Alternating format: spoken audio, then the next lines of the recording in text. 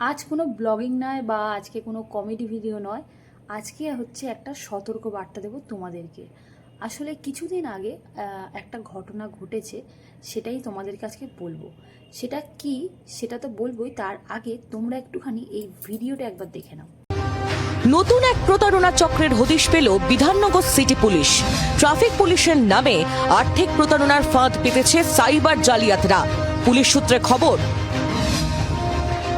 ফোনে এসএমএস অথবা হোয়াটসঅ্যাপে মেসেজ পাঠাচ্ছে প্রতারকরা। তাতে থাকছে ট্রাফিক আইন ভাঙার চালান। আইন ভাঙার জন্য জরিমানা দিতে বলা হচ্ছে। তার জন্য অ্যাপ ডাউনলোড করতে বলা হচ্ছে। সেই অ্যাপ থেকে জরিমানা দেওয়া যাবে। ওই অ্যাপ ডাউনলোড করলেই বিপদ, ফাঁকা হয়ে যেতে পারে ব্যাংক অ্যাকাউন্ট।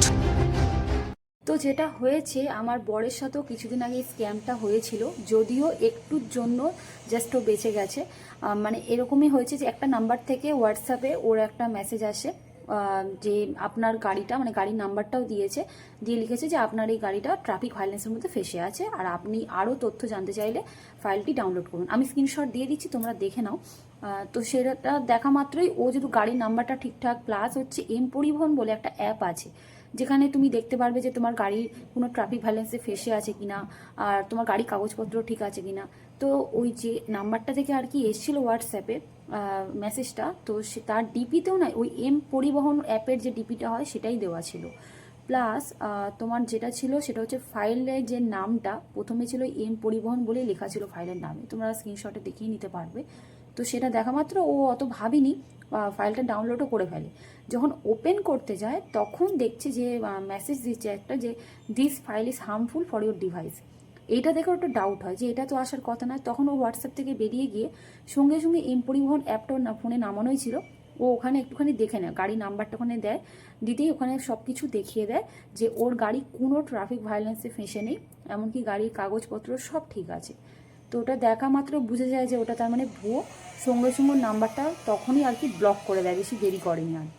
এছাড়াও আরেকটা যেটা ডাউটের ব্যাপার ছিল সেটা হচ্ছে, যাদের এম পরিবহন অ্যাপটা আছে তারা হয়তো জানো, বা যাদের নেই তাদেরকেও একবার আমি দেখিয়ে দিচ্ছি যে এই এম পরিবহন যখন তুমি প্লে স্টোরে সার্চ করবে, যাদের ফোনে আছে দেখতে হবে যে এম পরিবহনে এই এমটা, এই প্রথম অক্ষর এমটা না স্মল লেটারে থাকে সব সময়। কিন্তু যে ফাইলটা আর কি আমাদের কাছে এসেছিলো সেখানে যে এম পরিবহন কথাটা লেখা ছিল সেটা ছিল ব্লক লেটারে। সেটা দেখে আরও বেশি ডাউট হয়। তো ওই জন্যই আমার বর বলে যে এটা একদমই ভুয়ো, ও বুঝতে পারে, তাও তারপরে ওর নাম্বারটা ব্লক করে দেয়। এই জাস্ট রিসেন্ট 3-4 দিন আগেকারই ঘটনা এটা, এই জাস্ট রিসেন্ট এটা হয়ে। সবাইকেই বলবো খুব সতর্কভাবে থাকো।